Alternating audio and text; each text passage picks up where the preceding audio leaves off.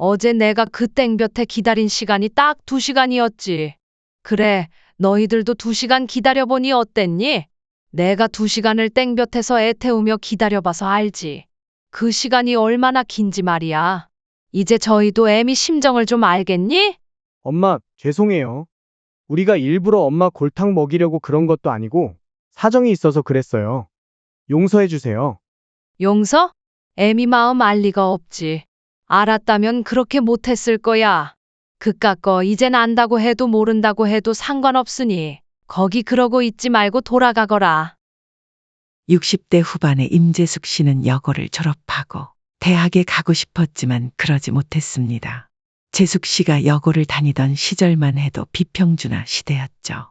요즘 사람들은 평준화, 비평준화 그런 말도 잘 모를지 모르지만 평준화가 되고서도 한참 동안이나 그런 말을 썼으니 재숙 씨에게는 익숙한 표현입니다. 재숙 씨는 집안 형편이 어려웠지만 책을 좋아해서 학교 도서관에 있는 책들을 읽는 것을 좋아했고 그 덕분인지 집안에서 지원해 주는 게 없어도 공부를 제법 잘했습니다. 그래서 고등학교도 꽤 좋은 상위 여고로 진학할 수 있었지만 장학금을 준다는 여고에 진학했었습니다. 대학 또한 장학금을 받고 갈 수 있는 곳이 있었지만 가뜩이나 좋지 않았던 형편에 친정아버지가 갑자기 돌아가시는 바람에 재숙 씨는 친정 엄마를 도와 돈도 벌고 어린 동생들도 돌봐야 하는 처지가 되었습니다. 그러니 혼자만 조차고 대학 진학을 고집할 수가 없게 된 것입니다. 그렇게 일찍 사회생활을 시작했고 남편을 만나 결혼도 하게 되었습니다. 남편과 결혼한 이후로는 팍팍한 살림도 점점 나아지고 슬아의 아들 하나 낳아 그 아들 대학 공부까지 다 시켜줄 수 있었습니다.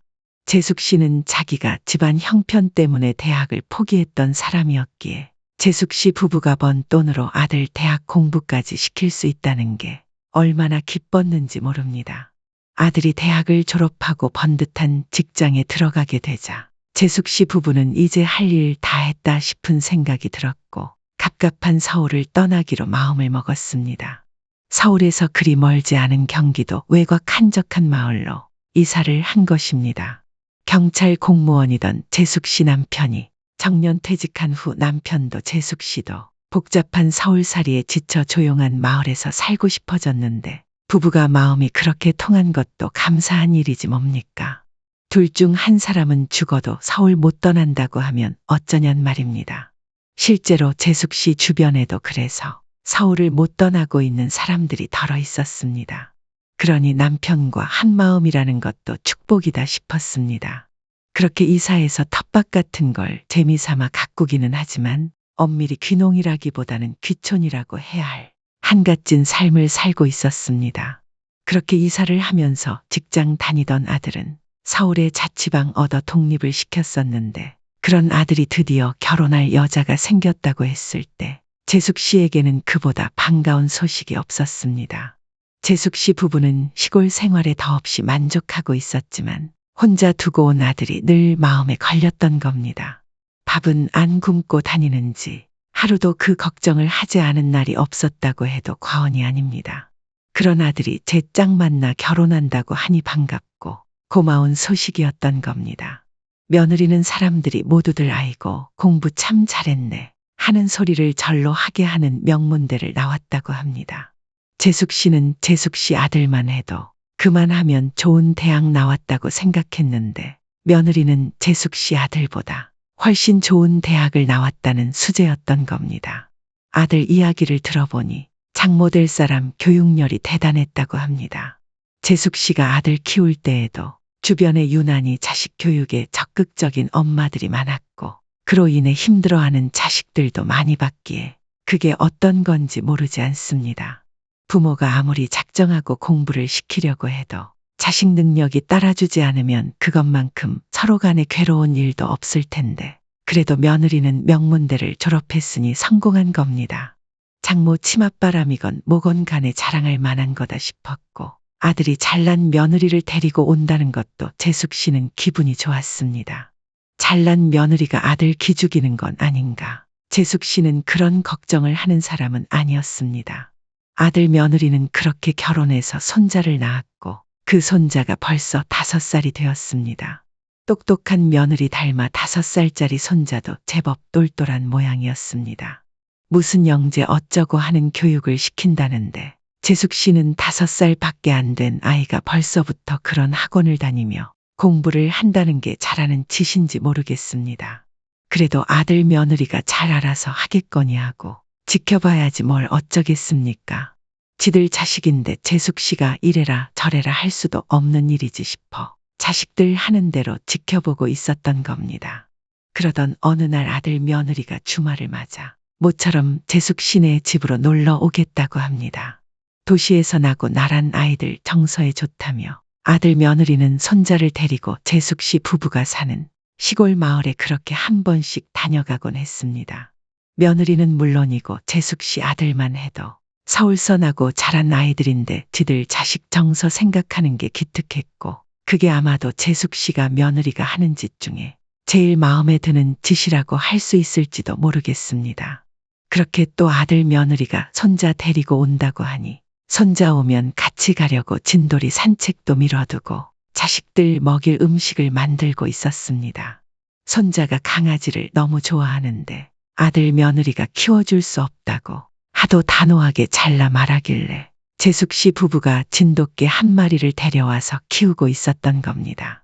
손자가 진돌이를 어찌나 좋아하는지 진돌이도 그걸 알아서 아들네 자동차 소리만 들려도 그게 손자가 타고 온 차라는 걸 어찌 알고 그때부터 꼬리를 얼마나 흔들어대는지 진돗개 똑똑하다는 걸 실감하곤 한답니다.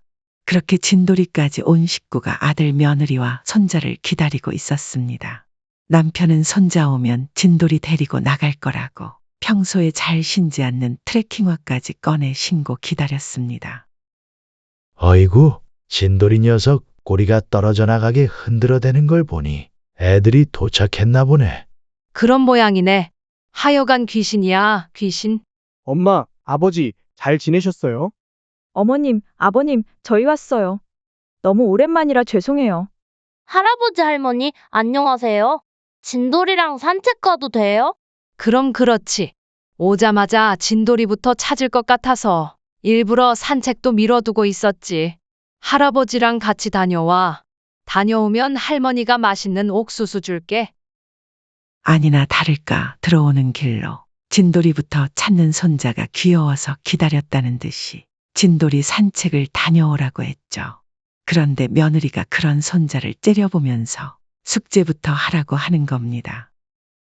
숙제? 아니 여기까지 와서 무슨 숙제야? 그리고 주말 아니냐? 학원 숙제가 있는데 그걸 아직 덜 했거든요. 당장 내일까지 해가야 하는 숙제라서 이것부터 해놔야 해요.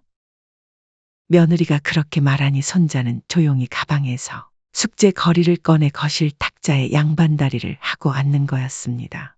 모처럼 할머니 집까지 와서 그 좋아하는 진돌이 산책도 못 시키고 학원 숙제부터 들고 앉으려니 심술이 나서 입이 대빨을 나왔을 겁니다.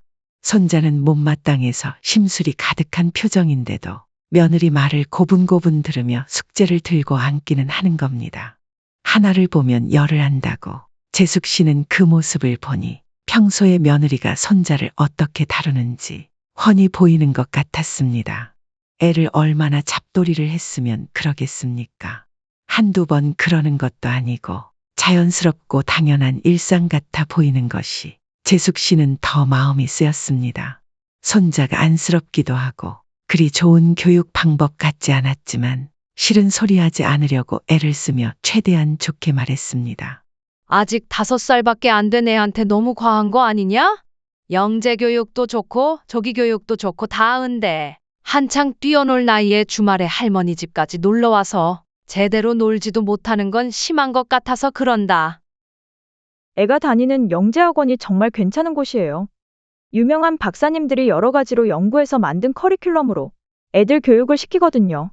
어머니는 잘 모르시겠지만 우리나라, 아니 서울에서 앞으로 입시퀴즈 치러내려면 지금부터 차근차근 시작해야 해요.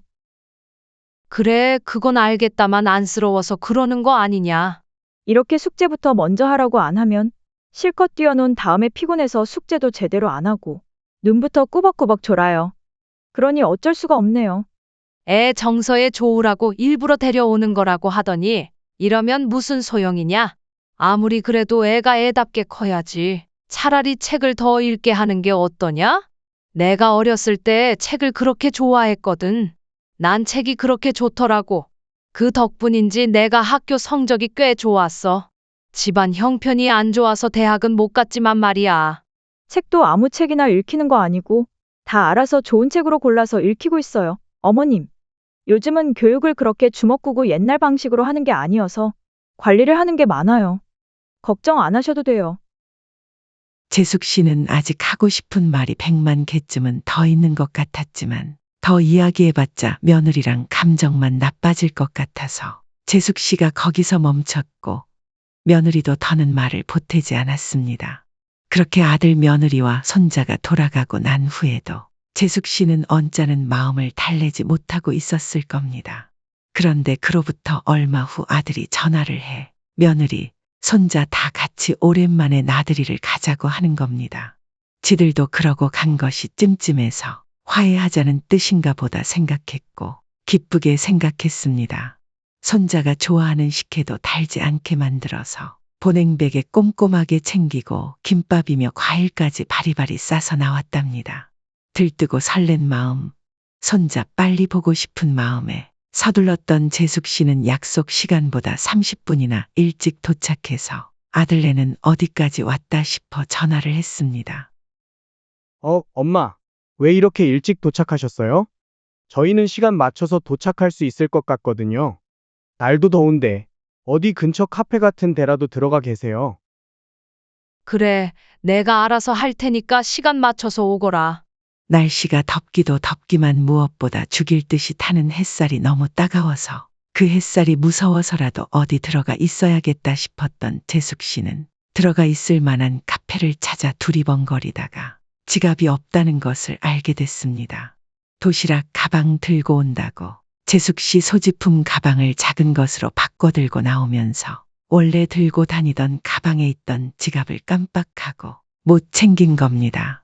평소에도 깜빡깜빡 잘하는 재숙 씨였기에 이럴 걸 대비해서 재숙 씨 남편이 휴대폰으로 결제할 수 있는 기능 같은 걸 깔아두라고 그렇게 말했건만 재숙 씨는 그냥 카드 들고 다니는 게 편하고 당신이랑 늘 같이 다니는데 뭐가 문제냐며 그런 걸 깔아두지도 않았던 겁니다.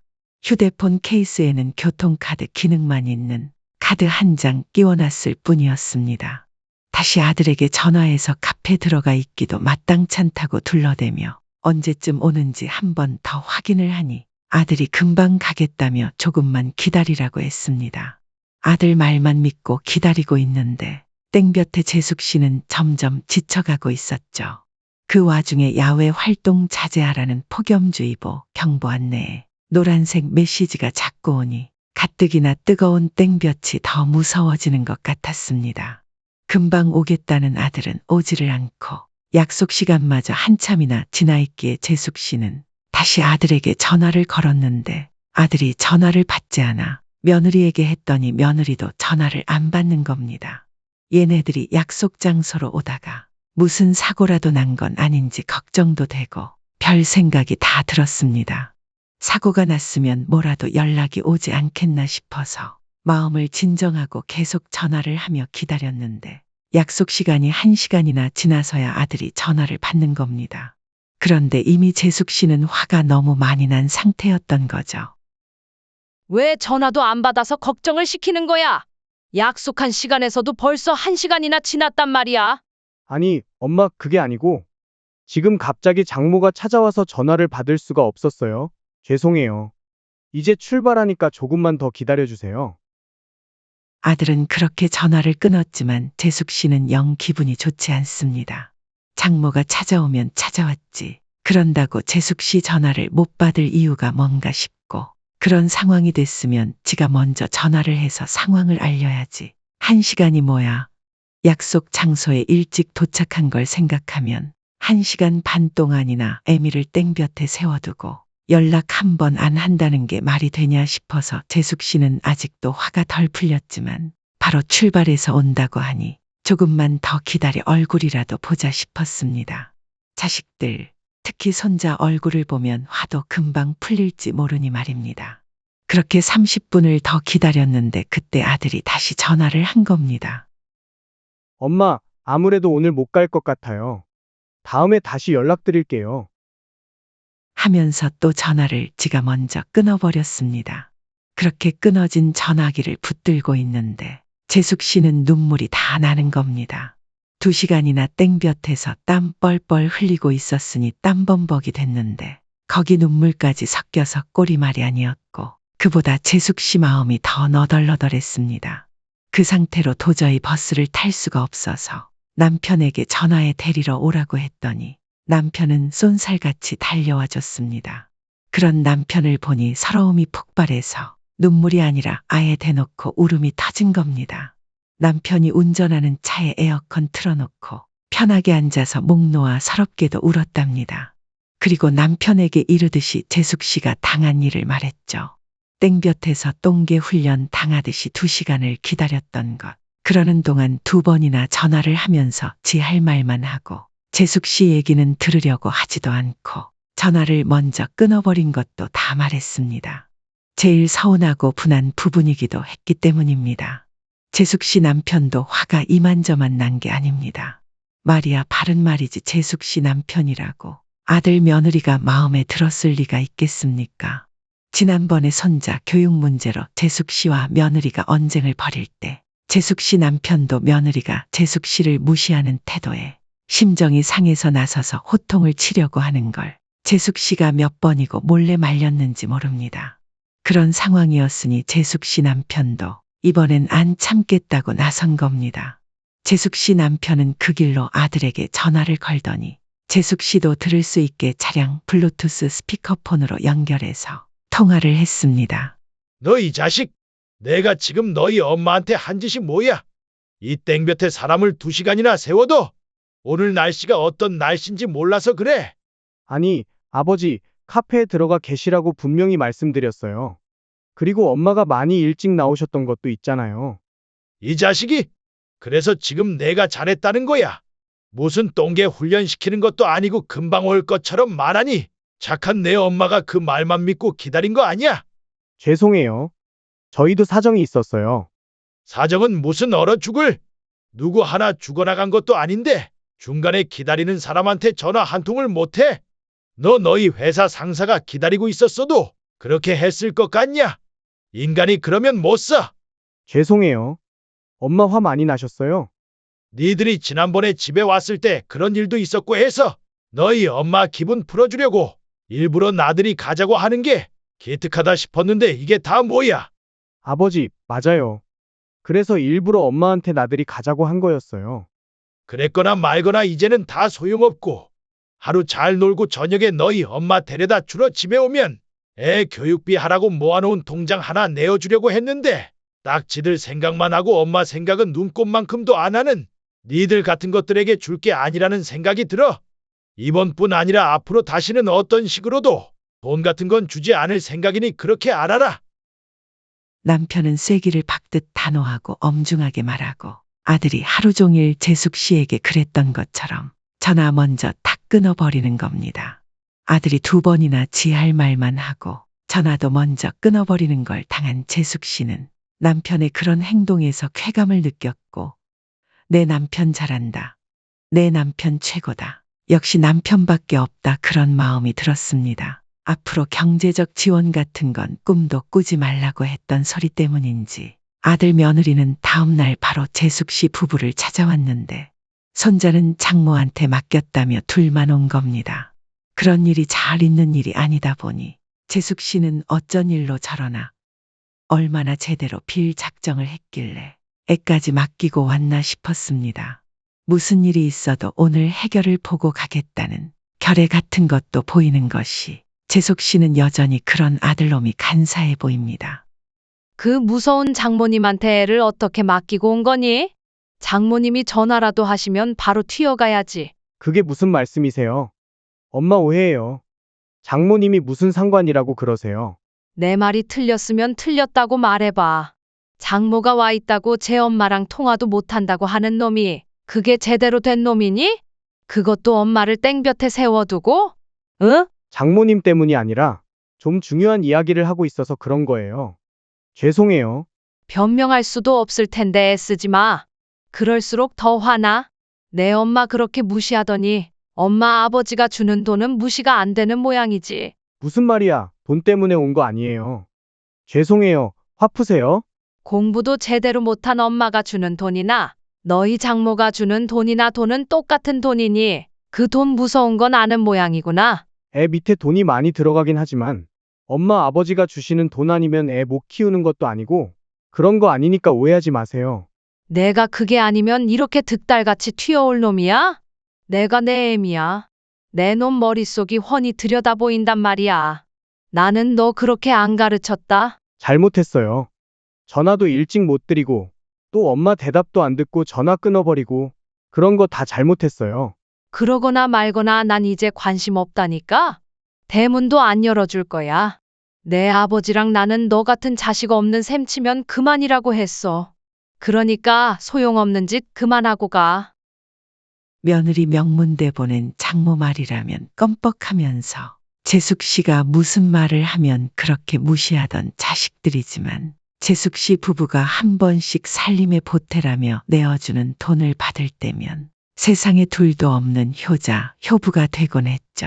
솔직히 그 맛에 한 번씩 애 교육에 보태라, 살림에 보태라 하면서 봉투를 꺼내놓는 것도 있었습니다. 그때만큼은 아들도 며느리도 재숙 씨를 존경하는 것 같은 얼굴이 되으니까 말입니다. 자식들한테 존경받는 게 재숙 씨 삶의 목표는 아니지만 그래도 다 키워놓은 자식한테 무시당하는 것보다야 그게 훨씬 낫다고 생각했습니다. 며칠 전 사건이 아니더라도 언뜻 아들이 재숙 씨는 만만하게 생각하는 것 같다는 느낌을 받은 적이 덜어 있었으니 더 그랬을 겁니다. 재숙 씨 남편도 그런 재숙 씨의 마음을 잘 알고 또 재숙 씨 남편도 아들이 순한 양처럼 고분고분해지는 걸 보는 게 싫지 않은 것 같았습니다. 어느 부모가 자식한테 존경을 받고 싶지 무시를 당하고 싶겠습니까? 게다가 처가 장모와 비교까지 당하는 것 같으니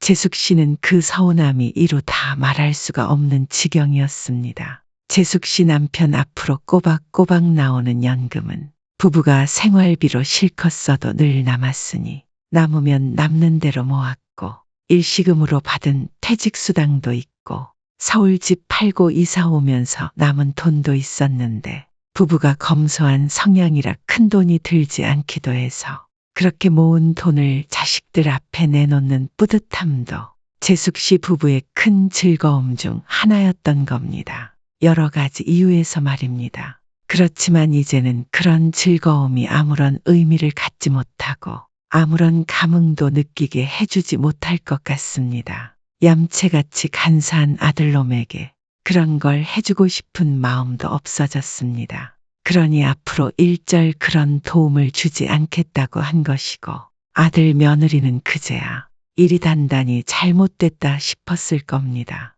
재숙 씨는 물론이고 재숙 씨 남편도 아들 며느리 꼴도 보기 싫다며 문전박대 문도 안 열어주고 돌아가라고 했습니다. 그런데도 아들 며느리는 대문 앞에 서서 담장 위로 잘못했다 죄송하다 소리를 지르며 꼬박 2시간을 빌었던 겁니다. 재숙 씨는 전날 땡볕에 기다렸던 시간인 2시간을 떠올리며 대문 밖으로 나가 아들 며느리에게 말했습니다. 어제 내가 그 땡볕에 기다린 시간이 딱 2시간이었지. 그래, 너희들도 2시간 기다려보니 어땠니? 내가 2시간을 땡볕에서 애 태우며 기다려봐서 알지. 그 시간이 얼마나 긴지 말이야. 이제 저희도 애미 심정을 좀 알겠니? 엄마, 죄송해요. 우리가 일부러 엄마 골탕 먹이려고 그런 것도 아니고 사정이 있어서 그랬어요. 용서해 주세요. 용서? 애미 마음 알 리가 없지. 알았다면 그렇게 못했을 거야. 그깟 거 이젠 안다고 해도 모른다고 해도 상관없으니 거기 그러고 있지 말고 돌아가거라. 재숙 씨는 그렇게 아들 며느리도 똑같이 2시간 벌을 세웠으면 됐다 싶어서 돌아가라고 했지만 아들 며느리는 쉽게 일어나지 않았습니다. 저것들이 앞으로 돈 안 준다 소리에 놀라서 뛰어온 것이니 저런다 싶은 생각이 드니 재숙 씨는 그것들이 더 꼴 보기 싫었습니다. 애초에 2시간을 복수하듯 벌을 세우면 섭섭했던 마음이 풀어질 거라고 생각했던 것도 아니었지만 그 화나고 서운했던 감정이 조금도 누그러지지 않는 겁니다. 그러니 재숙 씨는 아들 며느리가 땡볕에 고생을 했거나 말거나 간에 말이 곱게 나가지도 않았습니다. 그만 돌아가라는데 왜 이러고 앉아있니? 아버지가 앞으로 경제적으로 도와주는 일 없을 거라고 해서 이러니? 이런다고 아버지나 나나 마음 바뀔 일은 없어. 그러니 헛된 꿈에서 빨리 깨어나는 게 좋을 거야. 당장 더위 먹으면 니들만 손해잖아? 그런 게 아니라 엄마가 이렇게 화를 내고 있는데 어떻게 그냥 가요? 나 지금 화 안 났어. 화는 어제 났었지. 너도 내가 화날 상황인 거 빤히 알면서 내 얘기는 듣기도 싫다는 듯이 내 할 말만 하고 그렇게 싸가지 없이 전화 탁탁 끊고 그랬니? 그랬던 놈이 뭐? 내가 화난 걸 걱정을 해? 웃기는 소리 좀 하지 마. 어머니 죄송해요. 어젠 정말 이 사람도 어쩔 수가 없었을 거예요. 엄마가 갑자기 오셔가지고. 너희 어머니한테는 악감정 없다. 딸네 집에 오신 게 무슨 잘못이겠니? 뭐 때문인지는 알고 싶지도 않고 그런 장모 무서워 벌벌 떨면서 지 엄마한테 그따위 함부로 하는 놈은 솔직히 말해서 아빠 자격도 없는 거야. 부끄러운 줄 알란 말이야. 내 입장에서는 엄마보단 아무래도 장모님이 조심스럽고 그런 건 사실이잖아요. 그렇게 이해해 주시고 화 푸세요. 아들이 다시 가요, 엄마. 넌 정말 아직도 내가 뭘 잘못했는지 잘 모르는 것 같네. 내가 너한테 왜 쉬운 사람이지? 내가 너한테 잘해줘서 그럴 거야? 그지? 아니라고 할 수 있어? 넌 너한테 그렇게 잘해주는 사람을 쉽게 생각한 거야. 간사하고 얄팍한 놈. 그래요. 장모님이 계셨어도 엄마한테 전화해서 그렇게 끊으면 안 됐던 거예요. 죄송해요. 잘못했어요, 엄마. 그래, 잘못한 거야. 잘못한 걸 알면 가서 뉘우치고 반성해. 그것과 별개로 우리 마음은 안 바뀌는 거지만 말이다. 그러니 얼른 돌아가. 엄마, 목이 타 죽을 것 같아서 그래요. 들어가서 물 한 잔만 마시게 해주세요.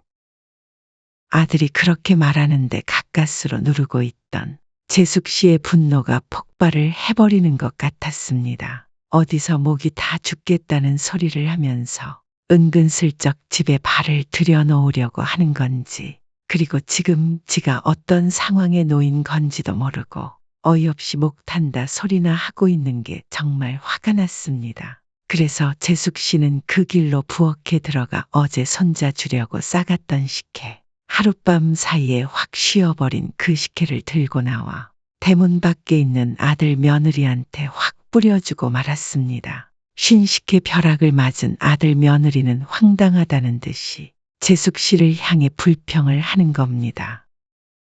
엄마, 대체 왜 이러시는 거예요? 이렇게까지 하시는 건 너무한 거 아니에요? 사과드리러 왔는데 진짜 너무하시다 하신 것 같아요.